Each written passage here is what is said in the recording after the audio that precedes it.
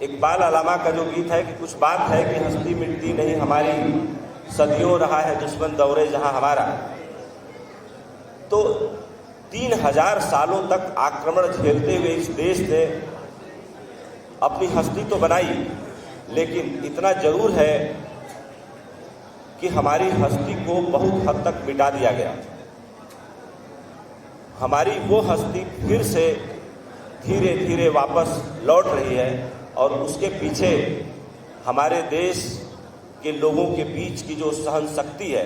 आचार्य चाणक्य ने बार बार कहा कि भारत इतना शक्तिशाली देश है, लेकिन भारत किसी देश पर आक्रमण करने नहीं गया। लेकिन भारत देश ने एक बहुत बड़ी भूल की, और वो भूल ये थी कि हमें इतना सबल और मजबूत हमेशा बने रहना चाहिए। हमारी एकता हमेशा इतनी मजबूत रहनी चाहिए थी कि 3000 साल तक हजारों आक्रांता हमारे देश पर आक्रमण न कर पाए। लेकिन हमारी आपसी फूट के चलते दुनिया के तमाम आक्रांताओं ने इस सोने की चिड़िया को लूटा, इसके अस्तित्व को छत विछत किया, तार तार किया। हम आक्रमण नहीं करते, बहुत अच्छी बात है, हम सहनशील हैं, बहुत अच्छी बात है, लेकिन ये तो बिल्कुल अच्छी बात नहीं कि हम अपना दरवाज़ा खोल दें और कोई हमारा घर आए लूट के ले जाए। यही गलती भारत ने बार बार की, और भारत के उस वक्त के जो सूबेदार और जो राजा थे, उनकी आपसी फूट ने भारत जैसे सोने की चिड़िया को लूटने के लिए थाल में सजा के प्रस्तुत कर दिया।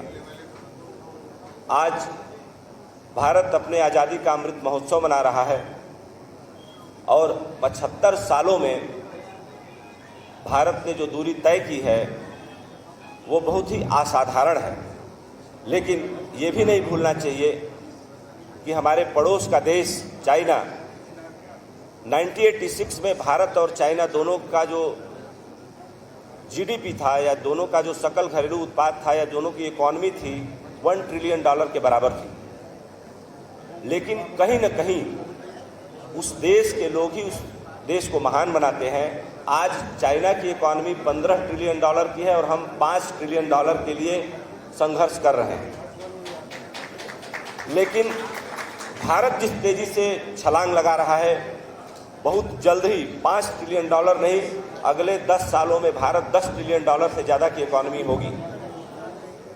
और जो आर्थिक विशेषज्ञ अनुमान बता रहे हैं कि साल 2040 के बाद भारत की इकॉनमी 1, 2, 3 या 1 या 2 में रहेगी।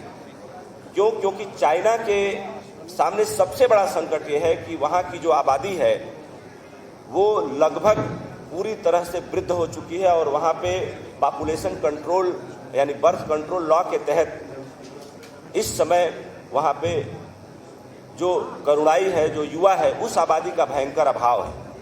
भारत में ये प्रिविलेज है कि हमारी आबादी का लगभग 35% हिस्सा यूथ है, और साथ ही साथ उसके अंदर इतनी क्षमता है कि इस समय की रफ्तार या समय रेखा पर सवार होकर के वो अपना एक नया इतिहास और नई इबारत लिख सकता है।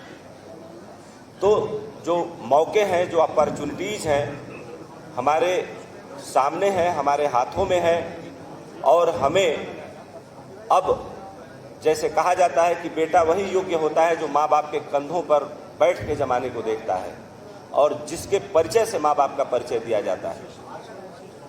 ठीक भारत देश का परिचय भारत देश के युवाओं से निर्धारित होने वाला है। यह भारत के युवाओं के लिए गौरव की बात है, हम सबके लिए गौरव की बात है।